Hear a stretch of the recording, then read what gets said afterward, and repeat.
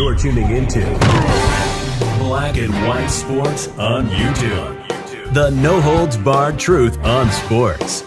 The main event starts. All right, Black and White Sports supporters. Well, I got something on two members of the Sanders family. Dear old Papa, Deion, and his Colorado football program, which is in a tailspin right now. And this is not a good look. And sources with the Browns making comments about Shedeur Sanders and his opportunity. As we know, he's getting a start against the Raiders tomorrow. I'm not sure. There's been more of an anticipated fifth-round debut ever. Has there ever been? I haven't even thought about that. This may be the most anticipated start for a rookie fifth-round pick in the history of the NFL. I don't know what that means, but that's probably a fact, to be honest. So let's start with Deion. Folsom Field attendance hits a new low for Deion Sanders Era. It's not been a good season. It's not been a good season at all. They're out of, look, they're 3-7. You're not winning. You're not getting in a bowl game. Colorado Buffaloes hadn't had the season many hoped for. Now they're officially out of bowl contention. It seems that fans have checked out as well. Yikes. This week's matchup against the Arizona Sun Devils won't have the same energy or buzz as past games. Attendance at Folsom Field this Saturday is set to be the lowest of the Deion Sanders era, with just under 40,000 sold. Yikes. According to Buff Zone's Brian Howe, the previous low was back on November 1 against Arizona when 48,322 show up. So there's 8,000, more than 8,000 less than that game, which was the all-time low. Wow. That drop in turnout says a lot about where the program is right now. Even with five-star quarterback Julian Lewis making his first home start, the low crowd numbers really show the challenges Colorado is facing both on and off the field. That's not good. That's not good. I'm going to tell you another reason it's not good. I'm sure Julian Lewis is noticing that as well. Right? You're talking about one of the top quarterback recruits in the country, and you just found out nobody's showing up for your first start? Wow. That's not great. I mean, in this day and time, you got to work on being able to keep recruits. The game of the year is upon as Shedeur Sanders takes the field for the first time as starter in the NFL. The game of the year for the Browns. For the Browns, this is the game of the year. All right. This is your Super Bowl, so to speak. Allow me that moment of levity after an intense week of discourse that dealt too much in the extremes. Sanders came in a difficult situation as a backup with no QB1 reps, played against the Ravens defense that decided to blitz the hell out of him, and he performed poorly. All of those things can be true, and it can be simply okay. But as one source put it to me this week, after 3 straight practices for Sanders as the top QB after a whole rookie season of work, quote, there are no excuses. Oh, shit. Shedeur fans ain't going to like that very much. But I suspected tomorrow's start will determine whether or not he gets another start after that. Because it's been my belief that if he does not perform well tomorrow, Dillon Gabriel is back in the following week. And if that happens, I don't think this is going anywhere with Cleveland at that point for Shedeur Sanders. I think it'll be off to a different team. There's cautious optimism in Cleveland for Sanders, the fifth-round pick who went from fourth on the depth chart in August to starting before Thanksgiving. Though he completed just 4 of 16 passes against the Ravens, the Raiders' defense is not as rabid as Baltimore's. That's a damn fact.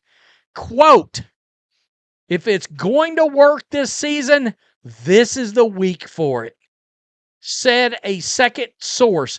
So you got multiple sources in that organization right now saying, you better show out tomorrow.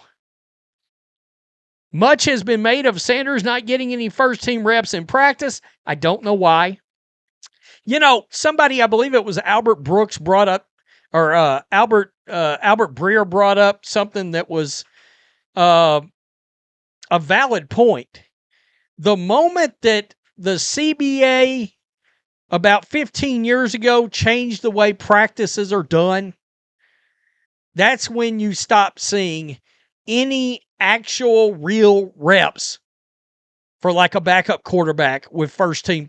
They do not allow them to practice long enough any longer. That's part of the rules. So organizations are forced to try to feed reps to one quarterback. They've never really gotten all that many reps, and in some organizations they didn't get any. Let me just keep it honest. Ever, to my knowledge, I don't remember anybody getting a sizable amount of first-team reps as a backup. Much has been made of Sanders not getting any first-team reps in practice before his number was called last week, so let's clean that up.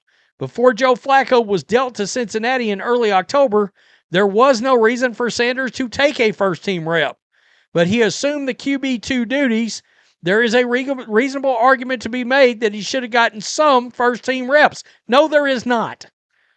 There's not a reasonable argument for that.